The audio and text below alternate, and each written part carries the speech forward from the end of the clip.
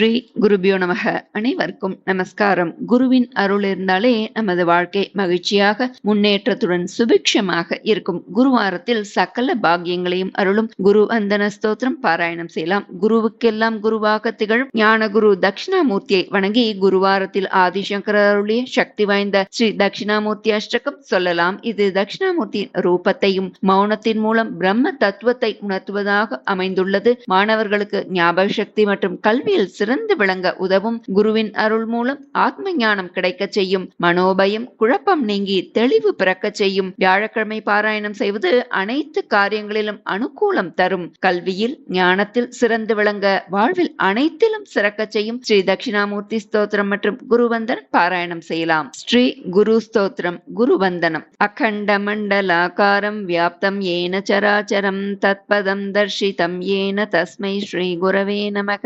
अज्ञानतिमिरान्धस्य ज्ञानाञ्जनशलाकया चक्षुरुन्मीलितं येन तस्मै श्रीगुरवे नमः. गुरुर्ब्रह्मा गुरुर्विष्णुः गुरुर्देवो महेश्वरः गुरुरेव परं ब्रह्म तस्मै श्रीगुरवे नमः. स्थावरं जङ्गमं व्याप्तं यत्किञ्चित् सचराचरं तत्पदं दर्शितं येन तस्मै श्रीगुरवे नमः. चिन्मयं व्यापि यत्सर्वं त्रैलोक्यं सचराचरं तत्पदं दर्शितं येन तस्मै श्रीगुरवे नमः.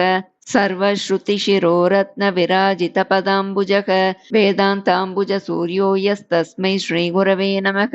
चैतन्य शाश्वत शान्तु व्योमातीतो निरञ्जनः बिन्दुनाद कलातीतस्तस्मै श्रीगुरवे नमः. ज्ञानशक्ति समारूढः तत्त्वमाला विभूषितः भुक्तिमुक्तिप्रदाता च तस्मै श्रीगुरवे नमः. अनेक जन्म सम्प्राप्त कर्म बन्ध विदाकिने आत्मज्ञान प्रदानेन तस्मै श्रीगुरवे नमः. शोषणं भव सिन्धोष ज्ञापनं सारसम्पदः गुरोः पादोदकं सम्यक् तस्मै श्रीगुरवे नमः. न गुरोरधिकं तत्त्वं न गुरोरधिकं तपः तत्त्वज्ञानात् परं नास्ति तस्मै श्रीगुरवे नमः. मन्नाथ श्रीजगन्नाथः मद्गुरु श्रीजगद्गुरुः मदात्मा सर्वभूतात्मा तस्मै श्रीगुरवे नमः. गुरुरादिरनादिश्च गुरुः परमदैवतं गुरोः परतरं नास्ति तस्मै श्रीगुरवे नमः. ब्रह्मानन्दं परमसुखदं केवलं ज्ञानमूर्तिं द्वन्द्वातीतं गगनसदृशं तत्त्वमस्यादिलक्ष्यम् एकं नित्यं विमलमचलं सर्वदी साक्षिभूतं भावातीतं त्रिगुणरहितं सद्गुरुं तं नमामि. त्वमेव माता च पिता त्वमेव बन्धुश्च सखा त्वमेव विद्या द्रविणं त्वमेव सर्वं मम देवदेव इति श्रीगुरुस्तोत्रं सम्पूर्णम्.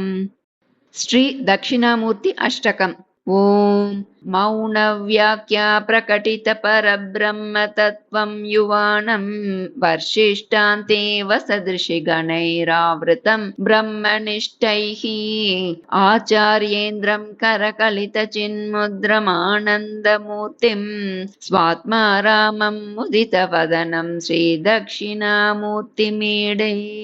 विश्वं दर्पण दृश्यमान नगरी तुल्यं निजान्तर्गतं पश्यन्नात्मनि मायया बहिरिवोद्भूतं यथा निद्रया. यः साक्षात् कुरुते प्रबोधसमये स्वात्मानमेवाद्वयं तस्मै श्रीगुरुमूर्तये नम इदं श्रीदक्षिणामूर्तये. बीजस्यान्तरिवाङ्कुरो जगदितं प्राङ्निर्विकल्पं पुनः मायाकल्पितदेशकालकलना वैचित्र्यचित्रीकृतं मायावीव विजृम्भयत्यपि महायोगी वयस्वेच्छया. तस्मै श्रीगुरुमूर्तये नम इदं श्रीदक्षिणामूर्तये. यस्यैव स्फुरणं सदात्मकमसत्कल्पार्थकं भासते साक्षात् तत्त्वमसीति वेदवचसा यो बोधयत्याश्रितान्. यः साक्षात्करणात् भवेन पुनरावृत्तिर्भवाम्भो निधौ तस्मै श्रीगुरुमूर्तये नम इदं श्रीदक्षिणामूर्तये.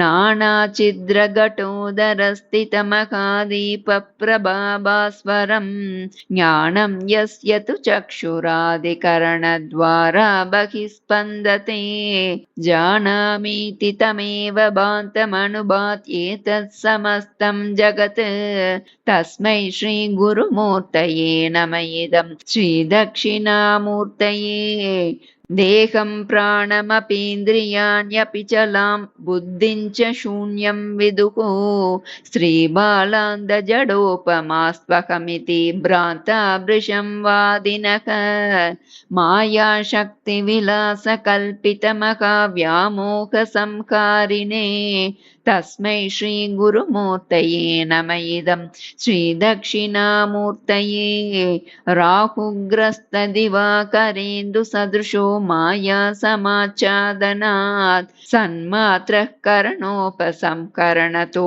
यो भूत्सुषुप्तः पुमान् प्रागस्वाप्समिति प्रबोधसमये यः प्रत्यभिज्ञायते तस्मै श्रीगुरुमूर्तये नम इदं श्रीदक्षिणामूर्तये बाल्यादिष्वपि जाग्रदादिषु तथा सर्वास्वस्थास्वपि व्यावृत्तास्वनुवर्तमानमहमित्यन्तःस्फुरन्तं सदा स्वात्मानं प्रकटीकरोति भजतां यो मुद्रया भद्रया तस्मै श्रीगुरुमूर्तये नम इदं श्रीदक्षिणामूर्तये विश्वं पश्यति कार्यकारणतया स्वस्वामि सम्बन्धतः शिष्यचार्यतया तथैव पितृपुत्राद्यात्मना भेदतः स्वप्ने जाग्रति वाय एष पुरुषो माया परिभ्रामितः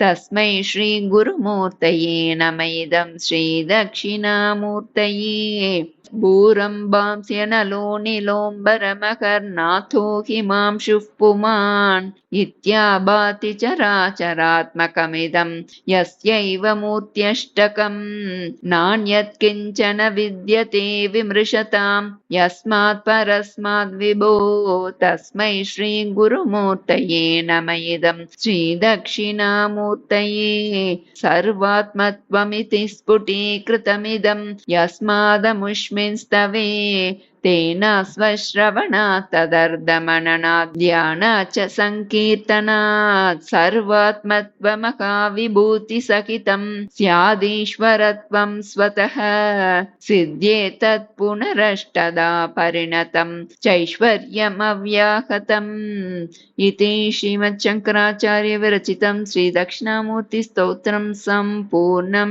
श्रीगुरुभ्यो नमः।